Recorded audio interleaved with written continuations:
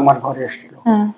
উনি আমাকে বলছিলেন ক্যালকাটা ফাইলস আমরা একটা ইয়ে করবো ক্যালকাটা দাঙ্গার উপরে, তোমার কাছে কি, আমাকে কোশ্চেন করছে, আমি উত্তর দিয়েছি। কিছু বই নিয়েছিলেন আপনার কাছে? বইপত্র আমি তো হ্যাঁ কিছু বই দিয়েছি, ওরা মোটামুটি বাংলায় নিয়েছে, ওরা ওগুলো পড়ে ইয়ে করবে। না কিচ্ছু হবে না, আরো খারাপ অবস্থা হবে দেশের।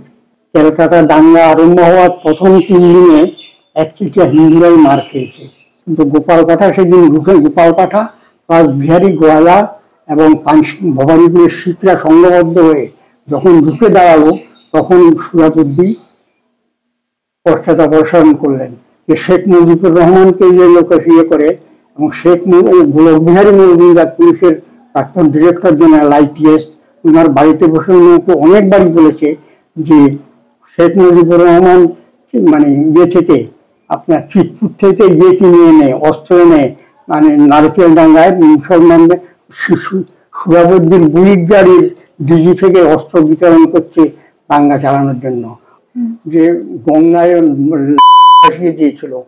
এবং হিন্দু বিধবারা একটু ইয়ে হয় সচিবায়গ্রস্ত, ওরা তালার জল খেত না, মানে এত ভাসিয়ে দিয়েছিল যে নৌকা চলাচল বন্ধ হয়ে গিয়েছিল গঙ্গাতে, বুঝলেন।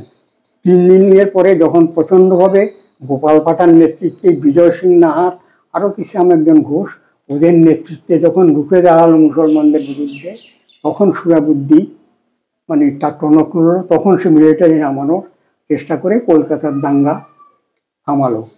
আমি নিঃসন্দেহ যে প্রথম দাঙ্গাটা মুসলিম লীগ মানে ইন্টেনশনালি করেছে। আমি নেতাজির ভক্ত। ঢাকায় বহুদিন আগ থেকে হিন্দু মুসলমান দাঙ্গাটা হতো এবং পাড়া ভাগ হয়ে গিয়েছিল, প্রায় অনেকগুলো, তার মধ্যে 6টা বাচ্চা গেল, একটা পা ধরে লাইট পোস্টের সাথে উড়িয়ে দিয়েছে।